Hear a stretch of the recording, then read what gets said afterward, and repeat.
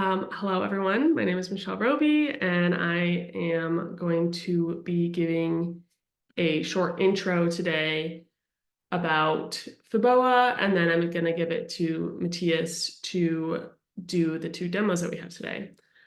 So I'm representing Radiant Earth, who runs the Cloud Native Geospatial Foundation that is helping Taylor Geospatial do all this great work. So Introduction to fiboa, which stands for Field Boundaries for Agriculture. As some background, fiboa has come out of something called the Field Boundary Initiative, which is Taylor Geospatial Engine's first Innovation Bridge project. So the Innovation Bridge program intention is to smooth the path between research and development and then the commercialization of things. So this Field Boundary Initiative is a collaboration between academia, industry, NGOs, government organizations, and like across many sectors to create a shared global field boundary data set. And the end goal of this is to better understand global food security. And as I mentioned earlier, fiboa is the first of this effort, is like the first concrete result we have from this. So why an agricultural field boundary data schema? Farm fields are a foundational unit of production for any agricultural supply chain. Many of the world's most common food products originate from farm fields. So wheat, maize, potatoes, soybeans, etc. And we need reliable information about where food comes from to be able to productively put inputs into this supply chain.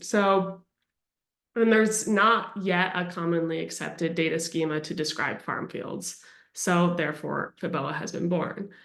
A common schema will enable seamless exchange of this data between data sets instead of engineers need to create mappings for each data set every time that they encounter a new one.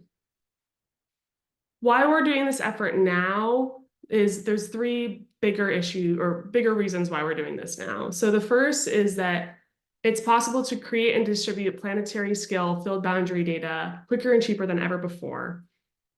And many field boundaries can be derived from machine learning applications on satellite imagery.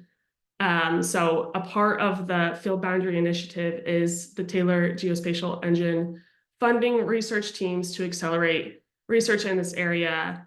So two teams that are being funded by this initiative are ASU's team being led by Dr. Hannah Kerner and the Washington University in St. Louis's team of Dr. Nathan Jacobs. I think I got all of those right. So those are two efforts that are part of this bigger goal. And then the third being that cloud native data formats are easier to have made data easier to share than ever. So it's trivial to share large volumes of data, and specifically for us, field boundary data across the web and across the world.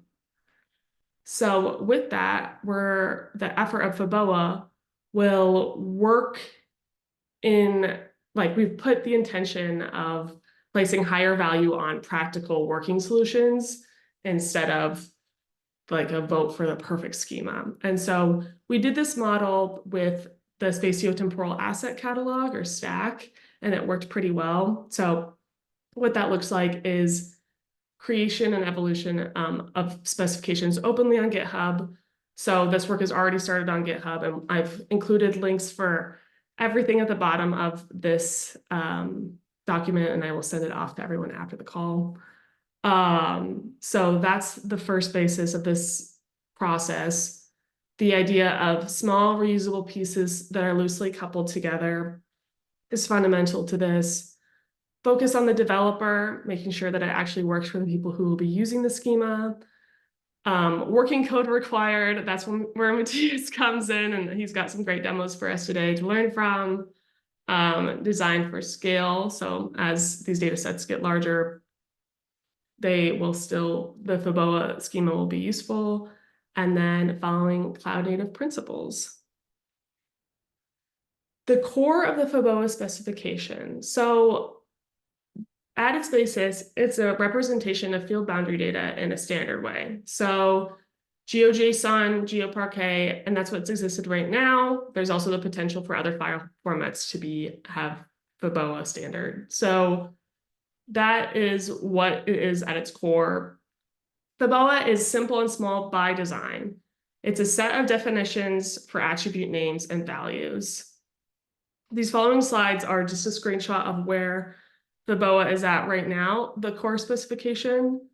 It will likely evolve quite a bit, but this is where the spec is currently at. So there are some properties, just general properties of ID and collection, and then spatial properties, since we're working with geospatial data. And then there's also some determination properties, and that is just properties about the creation of the data set that we saw as important for sharing information of this type. So that's it right now. You can find these links on GitHub. Again, this is a link that's at the end of the presentation.